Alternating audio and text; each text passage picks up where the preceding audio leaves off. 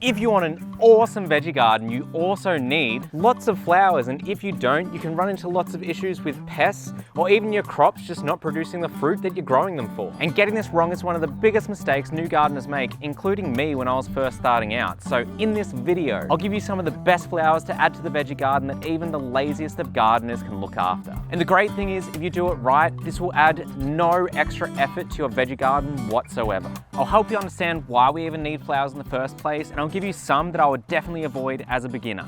Now let's dig in.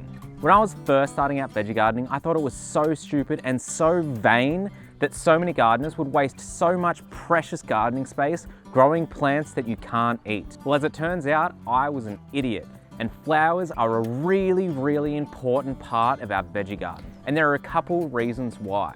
The first and most obvious one is that there are a bunch of crops that we want to grow that need to flower in order to get pollinated to produce the fruit that we want them to produce. Any crop that you can think of where what you're eating is a seed or a fruit, you probably need to have pollinated by an insect that will come in, take some pollen off the flower, take it over to another flower of a different gender, genetics happen, ask your parents, and then the plant will produce what you're trying to get it to produce. Now that's all well and good, but why would we add additional flowers that we're not trying to eat? Well, we need to create a really inviting environment to get those pollinators into our backyard in the first place, so that by the time that rolls around that we have a crop that some of which will have tiny windows where they're actually in flower, where they need to be pollinated, so those insects are ready to go, ready to pollinate, ready to deliver us delicious food. And the other reason that it's so important is it's actually a huge and valuable step towards pest prevention. A lot of the common garden pests that we can sometimes spend lots of time and money and effort trying to deal with, we can actually put a fairly decent chunk in that pest prevention just by putting out flowers, because they will help bring in a lot of the natural predators of a lot of these problem pests. And even some of the flowers that we're going to be talking about today are really well known for being great sacrificial plants where pests will go to them instead of eating your veggies. And without further ado, let's jump to talking about some of my absolute favorite low-cost, low-maintenance flowers to include in and around the veggie garden. Now, when you first think of cheap, easy-to-grow, low-maintenance flowers, the one that might come to mind might be pansies and violets, which are what all of these are, and you would be right. These are fantastic. Once they get a little bit established and into the right season, they just explode. Everywhere that I've put in a tiny little batch, you then get a really nice crop of these, and you can cut them back as much as you want, and they're so colorful, so pretty. And the cool thing about them is they're also edible. They don't have much flavor, but if you've ever been to a restaurant and you get the nice garnish of the nice colorful flowers, especially on like breakfast or pancakes or something, most likely you're eating violets or pansies. And they come in all different shapes, sizes and colors. These Swiss giant pansies over here in my food forest are about 3 times the size as the little violets over in my other patch.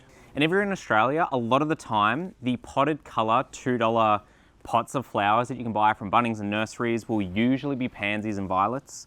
And one of the best things about them is you can usually start by buying just one of those, put them in a spot. They'll usually grow to something about this size, but then one of the best features of them is they are fantastic at self-seeding. Once the season's over and this dies back, it will then pop up the next time that it gets warm enough for the seeds to germinate, and you will have other pansy plants popping up and around. Like all of the pansies in this bed, I never actually planted. It's just that I used to have some potted flowers on this railing above. The seeds have fallen down, they've come over here and they've started popping up.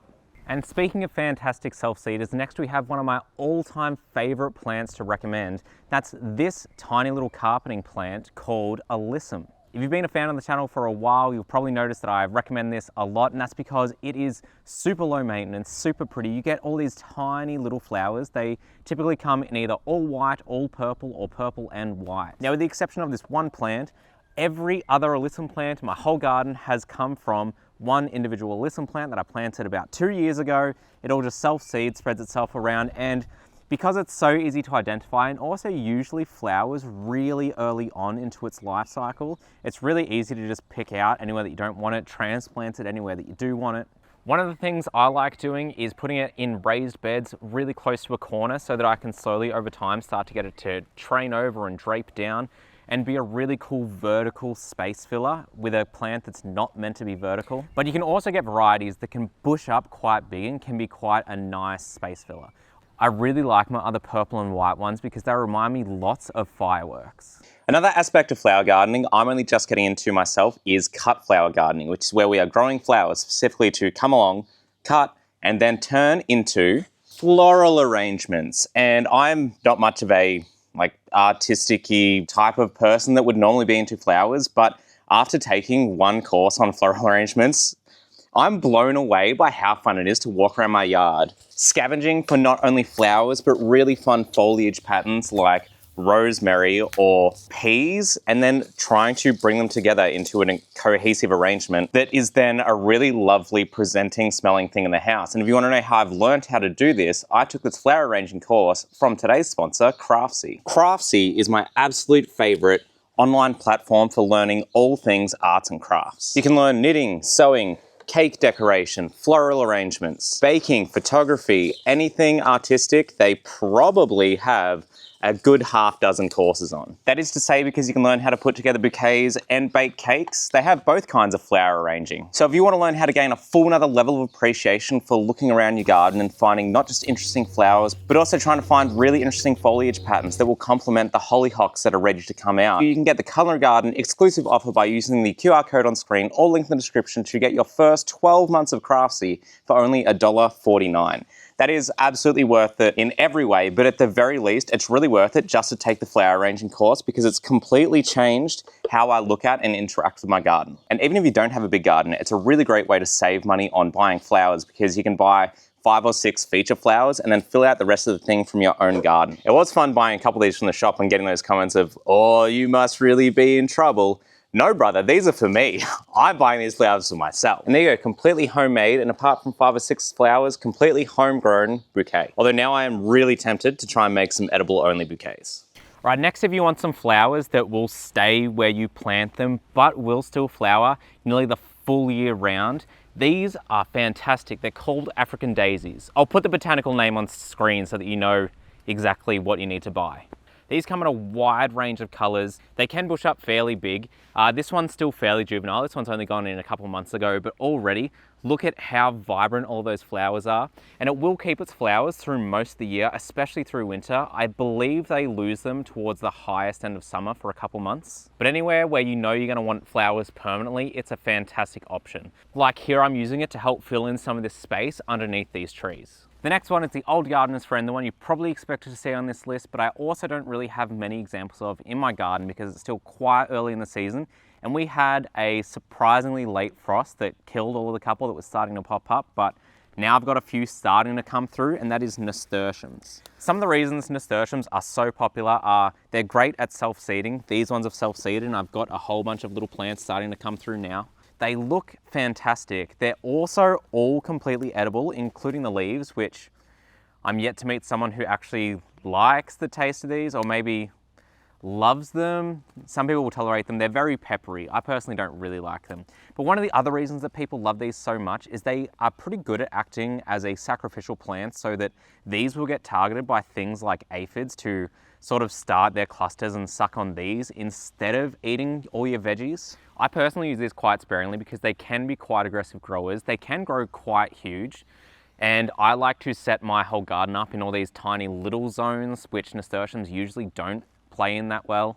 And the other thing is that my property backs off onto some wildland, and these can be quite invasive in Australian wildlife environments. So I actually mostly keep these away from that fence of the yard. But these are fantastic. These are also a great candidate to just find some from some gardener that you already know, and you'll be able to find the seed pods on them and take those off, bring those home and plant those instead of buying them.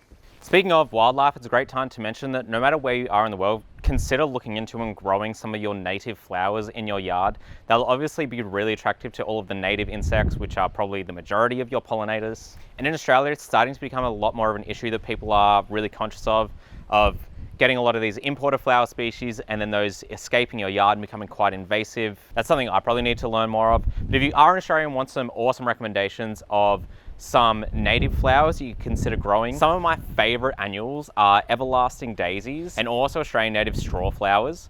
Both are so pretty, come in so many varieties. If you want a perennial option, Grevilleas are awesome. Of course, kangaroo's paws are awesome. One of the projects I'm working towards being able to do on this channel is redoing my entire front yard in the style of a cottage garden, but using only Australian natives. I just have a whole lot of work between now and when I could start planting that. Like, I think I have to hire an excavator to get rid of some of the stones and also lamandras that are still in there. So subscribe if you want to eventually see that. All right, back to a couple other of my favorites before I start talking about a couple of the ones that I think I would avoid. Another one of my big favorites that I actually don't have any of in the garden yet because it's just the tiniest bit too early in the season. You'd be able to start planting them now, but I'm waiting for all of my volunteers to just pop up. And that's marigolds, which again, if you're a big fan of the channel, I suggest to grow so much because they are so easy. And they're also really easy to harvest seeds from and then just throw them back into the garden and then have those pop up again wherever you want them. So they're a fantastic one to also just buy 1 or 2 plants of, or borrow from other gardeners or whatever, and then just propagate ad nauseum. They are super vibrant, come in a wide range of colors, really easy to grow. And if you are into or want to get into companion planting, they are usually really paired with a lot of things like tomatoes and potatoes and stuff.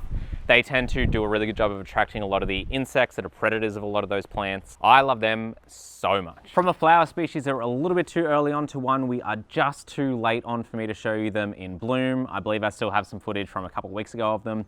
And that is one of the most underrated flowers to new gardeners in my opinion, and that is daffodils.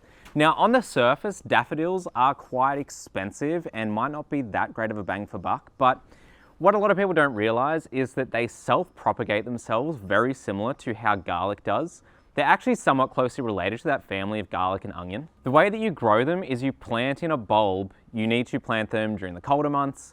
They will then start to flower through that late winter, early spring. And then once the season's passed, the plant dies back. If you then dig that up, you'll find that that one bulb has turned into 2 to 5 different daffodil bulbs. So this is a fantastic long-term plant to slowly add to your whole garden. One of the best bang for buck ways is around December in Australia, so the height of summer, maybe January, February, you'll find that a lot of these growers will dig them up, and you can also usually get them in some pretty decent bargain bags of just buying mixed daffodil bulbs. You'll then be able to chuck those in your garden, grow them. What I did is I bought a couple bags of 10. I grew them in pots for 2 years, and then after that I dug them all up and then planted them out into my garden.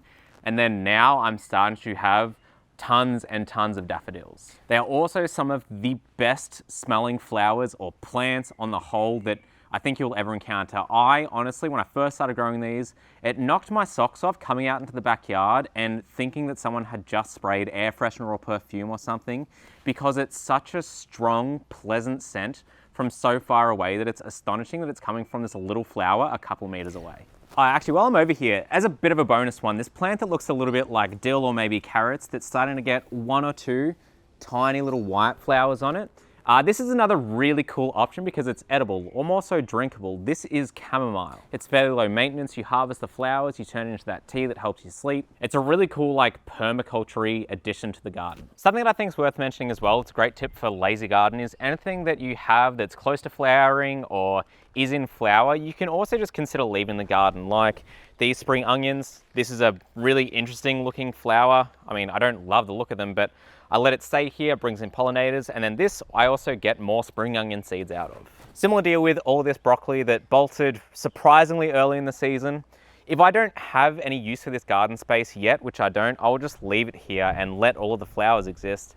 And again, helping out my local pollinators. Now you can try and grow anything that you want. I'm not gonna sit here and tell you to not give something a go, but one thing I think a lot of new gardeners might get caught out by is the fact that on a lot of packaging, especially when you're buying potted flowers, they rarely tell you sort of how difficult they can be to look after. So a couple of the ones that I would avoid if you are expecting them to just be easy to whack into the ground. Anything where you need to have a different soil pH to what you're probably growing veggies in are going to be things like roses, rhododendrons, which is what this is, azaleas. These all require fairly acidic soils, which blueberries and some other berries really like growing in, but the majority of veggies aren't going to love that. So if you plant these in your standard garden soil, they will probably die and you'll probably have a bad time. And also in general, try and do just a little bit of research as to how big some flowering plants can get. Before I was into gardening, but we tried to plant some flowers at a house that I was at. We bought what we thought might be a couple of little cute white flowers for a pathway. As it turns out, we had bought silverbush, which grows gigantic, meters by meters, and we spent so long trying to cut it back. So just make sure to do a little bit of Googling that you're not going to run into space issues, especially if you are trying to lean more towards my sort of flower planting style, where you're usually putting them in the same veggie garden beds, where you're trying to occupy little edges and pathways and little areas around your garden. Otherwise, you'll very quickly be left with no veggie gardening space at all. And if you do want your flowers to be as low effort as possible, avoid planting them in flower pots. Even though this looks nice and I'm not really taking up my garden space, this is a whole lot more effort to look after than some flowers that are also in the same garden bed or in the ground. That is your quick beginner guide to adding lots of beautiful flowers to your garden without adding any real extra effort. What are some extra flowers or tips or tricks with this that you might want to also add into the conversation? Let me know down in the comments. Thank you very much to the Patrons for supporting this video. Also, I've just launched YouTube memberships if you also want to support the channel that way without leaving the platform. Thank you very much. I will see you next time. Oh, and don't forget to check out Craftsy. Bye.